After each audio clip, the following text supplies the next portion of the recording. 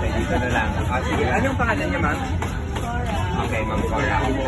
Ibigay ko ang name, di ba? Name. Okay. So ako na lang magsasabi, nandito kami sa City Hall, gano'n? Okay.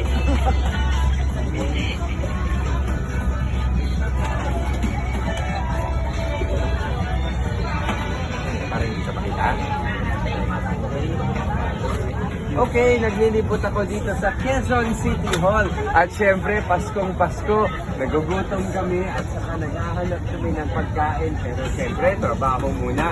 Ngayon na na-meet ko itong si Ma'am Cora and itatanong ko po sa kanya, ano ang hindi niya o gusto niyang matupad ngayong bagong taon, Ma'am Cora? Anong gusto niyo?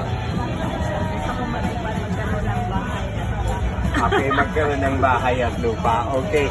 Sa tingin nyo, ano ang pwedeng gawin ng gobyerno natin or ang NGO man lang para matupad yung pangarap nila? Okay.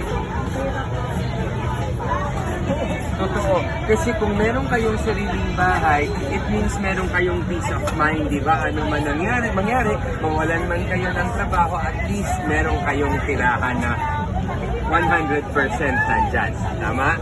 O, sige. Thank you very much, Ma'am Cora. Merry Christmas and Happy New Year. Thank you, Ma'am.